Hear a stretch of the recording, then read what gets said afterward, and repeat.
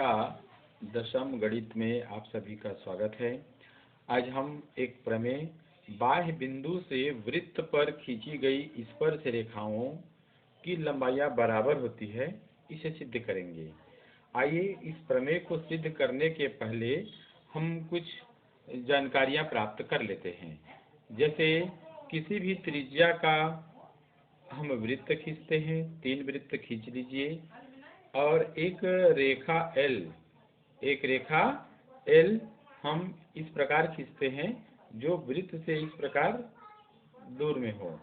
एक दूसरी रेखा इस प्रकार खींचते हैं M, जो इस वृत्त को दो बिंदुओं अलग अलग बिंदुओं पर प्रतिच्छेद करे। मान लीजिए इस बिंदु को A नाम दे देते हैं, इस बिंदु को B नाम दे देते हैं। और तीसरी एक रेखा है N, जो वृत्त को केवल एक बिंदु पर छूती हुई या स्पर्श करते हुए जा रही है, ऐसा हम कर सकते हैं। मान लीजिए इस बिंदु का नाम हो गया A। ध्यान दीजिए, यहाँ पर रेखा N को हम वृत्त की स्पर्श रेखा कहते हैं। स्पर्श रेखा, वृत्त की स्पर्श रेखा केवल वृत्त को एक बिंदु पर स्पर्श करती है, उसको काटती नहीं है या प्रतिच्छेद नहीं करती। ठीक है, इसको ध्यान आपको रखना होगा। इसी प्रकार इस चित्र को देखिए, रेखा M वृत्त को दो अलग अलग बिंदुओं A और B पर काटती है, तो इस रेखा M को हम छेदक रेखा कहते हैं। क्या कहते हैं? रेखा M को छेदक रेखा कहेंगे, वृत्त की छेदक रेखा। ठीक है, तो इसको ध्यान देना है। ध्यान दीजिए, जैसे रेखा M वृत्त को दो बिंदुओं A और B पर प्रतिच्छेद करती है, तो इस रेखा M को वृत्त की छेदक रेखा कहते हैं। ठीक है, तो ये बिंदु A और B पर प्रतिच्छेद करती है, तो बिंदु A और B पर प्रतिच्छेद करती है। तो यहाँ पर AB जो रेखाखंड है, इस वृत्त के लिए जीवा भी बन गया। ठीक है, एक दूसरा इसमें देखिए, ये स्पर्श रेखा N है। स्पर्श रेखा N वृत्त को बिंदु A पर स्पर्श करती है।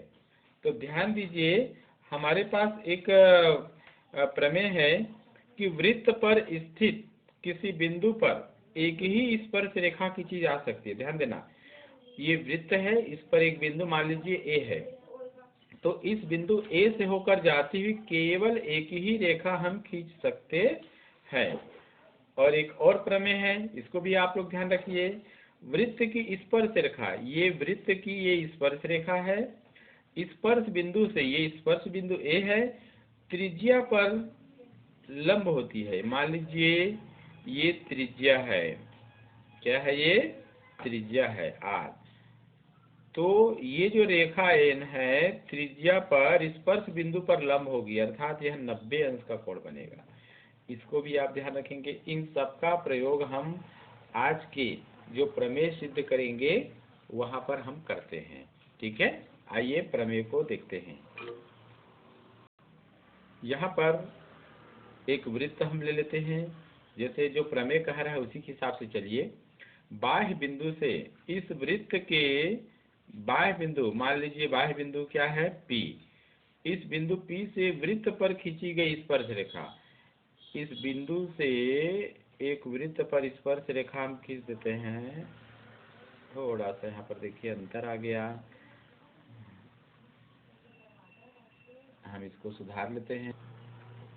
यहाँ पर बाह्य बिंदु P से वृत्त पर एक स्पर्श रेखा खींचा गया, जो वृत्त को एक बिंदु, मान लीजिए वह बिंदु क्या है? A पर स्पर्श करते हुए जा रही है। ठीक है, और दूसरी स्पर्श रेखा एक इस प्रकार से हमने खींचा, जो वृत्त को मान लीजिए बिंदु B पर स्पर्श करती है। तो स्पर्श रेखाओं की लंबाइयाँ बराबर होती है, अर्थात PA और PB की लंबाई बराबर होगी, ऐसा सिद्ध करना है। ठीक है, तो आइए सबसे पहले लिख लेते हैं क्या दिया गया है। दिया गया है, तो दिया गया में आप लोग देखिए कि यहाँ पर एक वृत्त है। इसको हम ऐसे भी लिख सकते हैं COR। ठीक, जहाँ C यानी वृत्त हो गया, सर्कल, O केंद्र, R त्रिज्या था। R त्रिज्या और O केंद्र वाला एक वृत्त हमने खींचा तथा बाह्य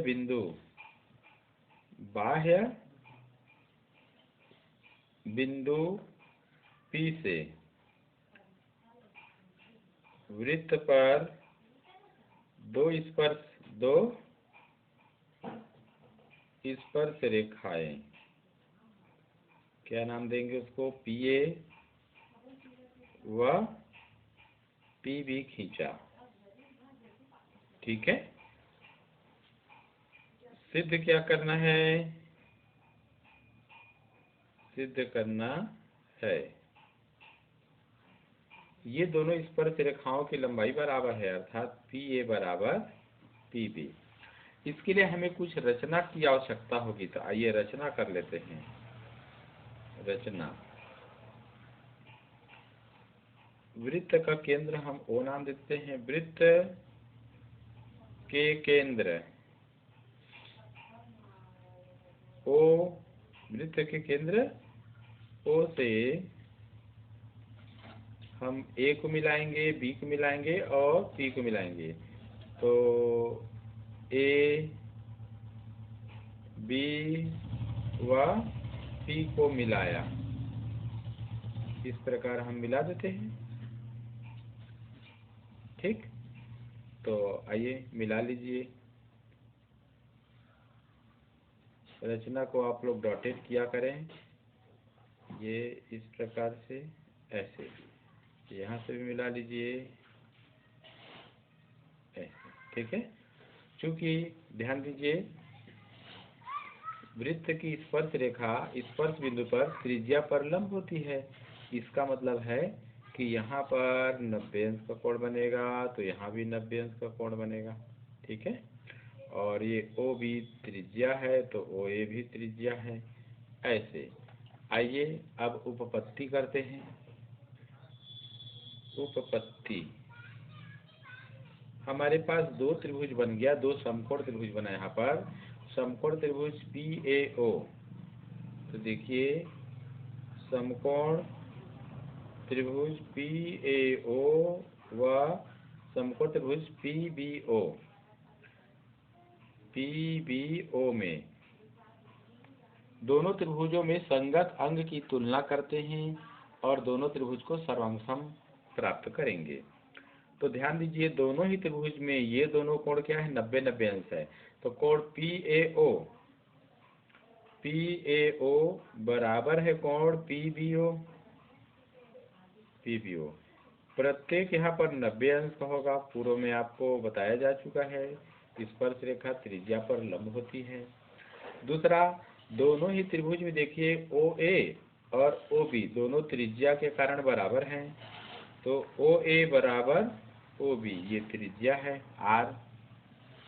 तीसरा, त्रिभुज PAO और त्रिभुज PBO में देखेंगे OP उभयनिष्ठ है, तो OP बराबर OP, उभयनिष्ठ भुजा है, ये उभयनिष्ठ भुजा हो गया। तो यहाँ पर देखिए दोनों त्रिभुजों में, ये त्रिभुज PAO और त्रिभुज PBO में, तो यहाँ लिख देंगे इसलिए त्रिभुज PAO सर्वांगसम हो जाएगा त्रिभुज PBO। कारण अब क्या लिखेंगे, सर्वांगसमता का प्रमेय आप लोग पूर्व में पढ़े हैं।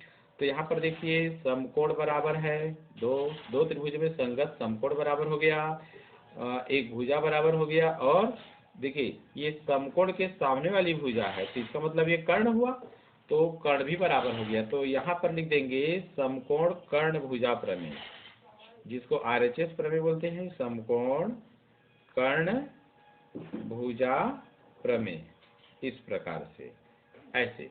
तो जब दो त्रिभुज सर्वांगसम है तो इसका क्या अभिप्राय है, उनके संगत अंग भी सर्वांगसम होंगे। तो संगत अंग में हम क्या लेंगे, PA और PB को संगत अंग मान लेंगे, तो PA सर्वांगसम हो जाएगा PB। कारण लिख देंगे सर्वांगसम त्रिभुज के संगत अवयव बराबर होते हैं, ऐसे।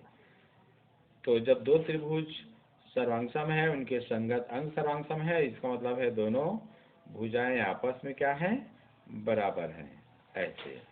और इस प्रकार ये सिद्ध हो गया, ऐसे।